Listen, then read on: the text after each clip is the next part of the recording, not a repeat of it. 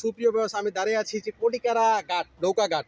আপনারা চিনতে পারছেন, ঠিক আমাদের কবরস্থানের ঠিক পূর্ব দিকে, বাজারের পশ্চিম দিকে এই ঘাটটা ছিল অত্যন্ত গুরুত্বপূর্ণ জায়গা। আমরা যখন এখানে দাঁড়িয়েছিলাম তো নৌকা এখানে আসতো, বলতো এই নৌকা দাঁড়াও দাঁড়াও দাঁড়াও। এই সামনে যাওয়ার পরেই এই জায়গার ভিতরে আপনার টাকা দিতাম 2 টাকা। প্রথমত কটিকারার ভাড়া ছিল 2 টাকা, ছাত্রদের 1 টাকা ছিল। পরে এই কটিকারা গ্রামের ভাড়া পরবর্তীতে হয়তো 5 টাকা 10 টাকা হয়েছিল। এখন দেখেন ঠিক এদিকে মহেশপুরটা হয়েছিল, এদিকে মহেশপুর।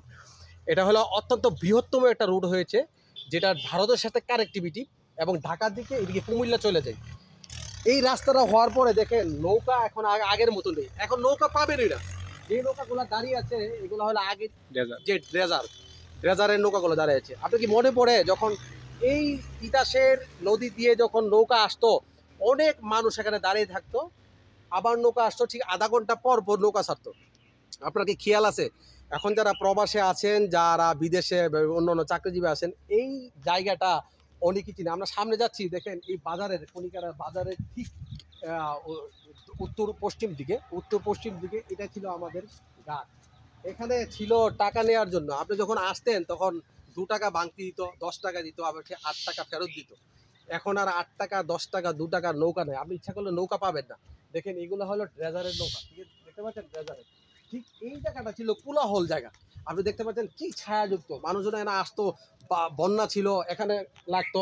ঠিক শুধু কনিকারার মানুষ না, আপনি পূর্ব এলাকার মানুষগুলা এখানে আসতো হেঁটে, রুদ্র দিয়ে ছাতা দিয়ে আসার পরে এখানে অপেক্ষা করতো সেই কনিকারা জায়গার ভিতরে।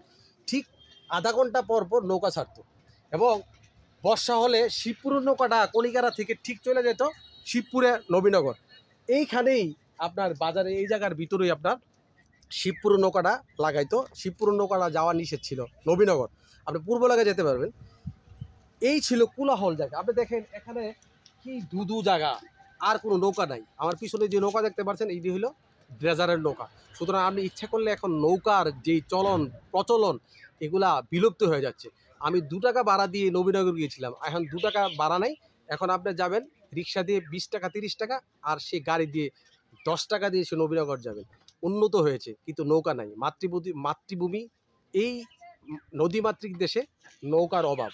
অবশ্যই এই নদীমাতৃক দেশে নদীকে যদি আপনি কাজে লাগান তাহলে ভালো হবে। এই নদীটা দেখেন এখন কিন্তু যখন বর্ষার পানি চলে যাবে তখন নদীর মধ্যে পানি থাকবে না, তখন কৃষিদের সেচের সমস্যা হবে এবং নৌকাগুলা যাবে না, এই অবস্থা। দেখতে পাচ্ছেন যে এই কচুরি পানাগুলা ভরে গেছে, এখানে মাছের যে খেয়েও ফেলছে এই তিতাসের যে মাছ দেখেন ভাই, এখন মাছ তো উঠেছে, দেখেন দেখতে পাচ্ছেন। তাহলে এই নদীটা এখন যে একটা নৌকা দেখতে পাচ্ছেন, যে নৌকাটা একটা আছে, নৌকা আপনি দেখতে পাচ্ছেন একটা নৌকা আছে, এটা হয়তো ফেলে দিয়ে চলে গেছে, হয়তো কোনো কাজে লাগা।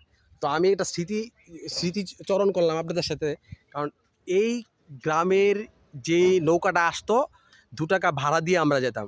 আপনিও কত টাকা ভাড়া দিতেন অবশ্যই লাইক কমেন্টে জানাবেন। পরবর্তীতে ছাত্রদের হাফ ভাড়া ছিল। কনিকারা গ্রামের 4 লক্ষ 5 লক্ষ টাকা এই নদীটা ডাক হইতো, এই ঘাটটা ডাক হইতো। ঘাটটা ডাক হওয়ার ফলে এটা গ্রামের ফান্ডে চলে যেত, এবং গ্রামের একটা ফান্ড হতো, এবং আমরাও নৌকাতে যেতাম। ঠিক পূর্ব এলাকার মানুষ আসতো, জমতো, পুরোপুরি আধা ঘন্টা পরে পরে নৌকা যাইতো। তো এইটা স্মৃতিটা আপনাদেরকে দেখালাম, কেমন হয়েছে জানাবেন। ভালো থাকবেন, নতুন ভিডিও নিয়ে আমরা হাজির হবো। এ পর্যন্ত ভালো থাকেন, ধন্যবাদ, সাথে থাকেন, আসসালামু আলাইকুম।